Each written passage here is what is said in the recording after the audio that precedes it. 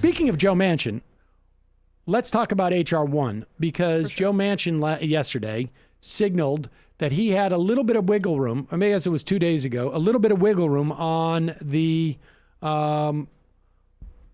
filibuster. In fact, he did a media tour about it, basically. He was on Fox News. He went on Axios on HBO. He was saying this, or at least was asked about it, by multiple outlets, which is interesting. Well, I mean, I guess it's an inevitable question to ask Joe Manchin, but right, so you're going to get asked it if you go on. You don't know what comes first, the chicken or the egg. But anyway, Manchin is basking in the glory of his media, the attention that he's getting, and he was asked about it many times. And he said that he is open to something like a talking filibuster. In other words, the filibuster as it exists now, you need 60 votes to overcome it. Instead of it being 60 votes to overcome, instead of the burden being on the people who want to end the filibuster, the burden would be shifted onto those who want to maintain the filibuster. And in this instance, one of the ideas floated is the talking filibuster. In other words, you need to have a senator stand up there and continue to talk. And as long as they talk, you can't take a vote. They have to do work then. Well, they would have to do work, which would eliminate the... And the work that Manchin here is doing here is that he gets to say, I kept the filibuster without maybe keeping the filibuster. I mean, that's the best case scenario for what we're seeing play out. And that would allow voting rights. I mean, they also could ostensibly carve out just an exception for laws involving voting rights. Well, they could do that as well. It would be a lot narrower and more difficult, but in terms of, so the best case scenario in terms of filibuster reform for us is just, I would say, eliminating it, but that's not going to happen. But the talking filibuster is essentially elimination of the filibuster as we know it. And we don't know where Sinema stands on this. We could end up with a version like I talked about where they carve it out specifically so they can get H.R. 1 or S1 through. Yes, and we will see. But H.R. 1 is the massive House version of S1, which is essentially a voting rights bill and an anti-corruption bill. The voting rights involve, well, why don't you tell us?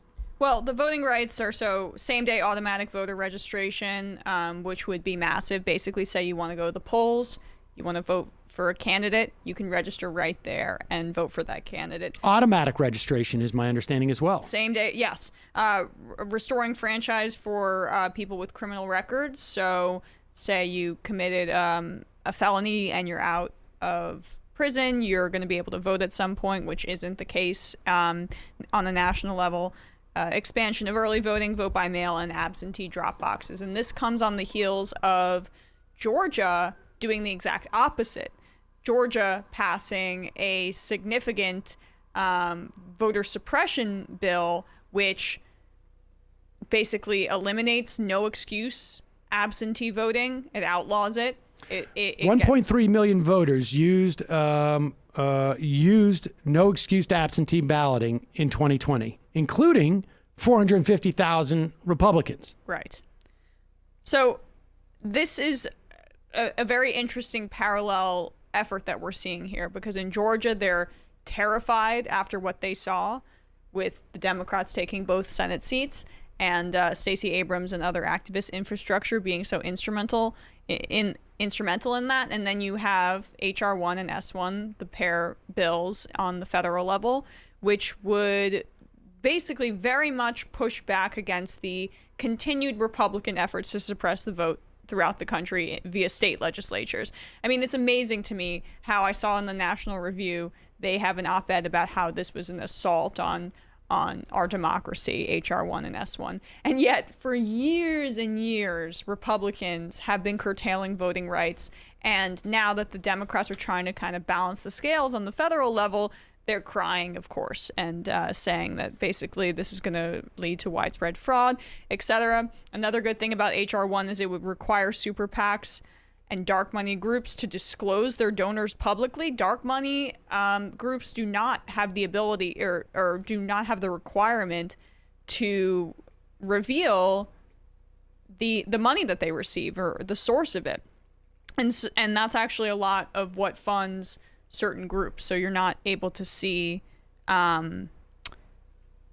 to see who funds these dark money groups, and it also has a public funding small dollar matching system, which is some really interesting, one of the really interesting proposals in terms of public financing of elections, and that would be financed by a fee on corporations. So really expansive bill, and this is the kind of substantive legislation that is prevented from being passed by the filibuster. And because it's such a good bill, people like Joe Manchin are facing an enormous amount of pressure to adjust their position.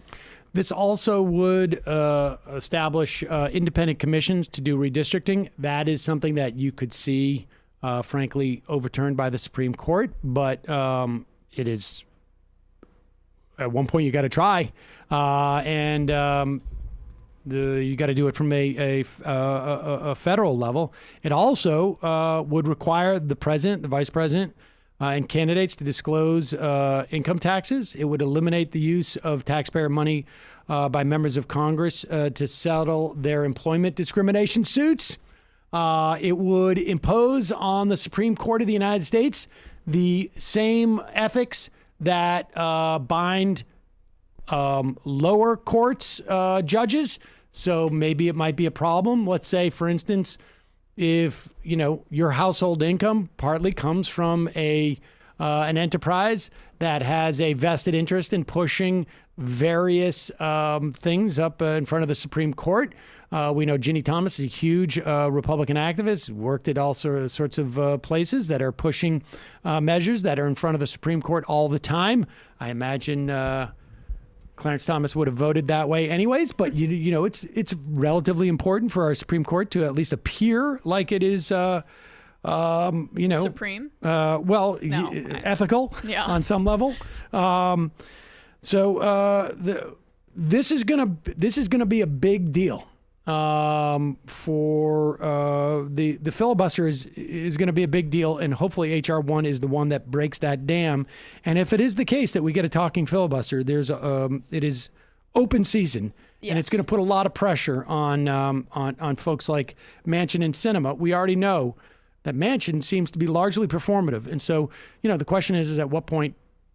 What edges need to be sanded a little bit? And let me just quickly list what could be passed with the elimination of the filibuster or the implementation of the talking filibuster. Marijuana legalization, the immigration proposal that Biden had put forward, where over 10 million or 11 million migrants would have a path to citizenship. How about any semblance of gun control? Anything like that? All of these things would become possible. I got news for you. Joe Manchin not voting for gun control. That's not happening. Okay, well, but the PRO Act. But you could get something like an assault weapons ban, maybe. It's possible. Could get something. I'm not talking about an overhaul of our gun laws, but you could get some tweaks where Manchin can posture himself in the middle. Possibly. Again, I just remember that guy shooting with an AR-15. The cap and trade bill as one of his opening campaign commercials. And also, the $15 minimum wage would not have to go through the parliamentarian. This could just be an up and down vote. The White House, speaking of something that could theoretically pass without a filibuster, issued a written statement endorsing the Protecting the Right to Organize Act. This is coming on the heels of Joe Biden giving what union activists, in fact, the union organizer from Bessemer, Alabama, who was here on the program the other day, talking about his experience organizing workers in the Amazon warehouse in Bessemer, Alabama, cited Biden's support as being incredibly helpful.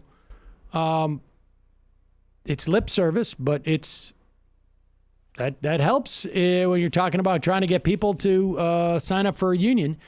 The Protecting the Rights to Organize Act is considered one of the most important potential bills for the labor movement in decades. It would basically end right to work in the over 25 states in this country that have right to work laws. That means that if your shop turns union, you at the very least are going to be paying agency fees. You're going to get all the benefits of working in a union shop, and you pay your dues to support that. And Biden coming out publicly about this, I'll just say, I know you're going to get into the details, but this is his statement on the Bessemer unionization fight was the most vocal a president has been in decades in terms of pro-labor. And now he's going a step further by endorsing this PRO Act. And, it's already passed in the House, or I think it's sure to pass in the House. The question is, will it pass in the Senate? And this is going to, this could push it over the top. It acknowledged, the Office of Management and Budget acknowledged that the PRO Act would protect workers' rights to organize a union and use collective bargaining to fight for better wages and benefits and working conditions. It basically just removes a lot of the obstacles that management uses to keep people from voting for a union or having the opportunity to vote for a union in their workplace.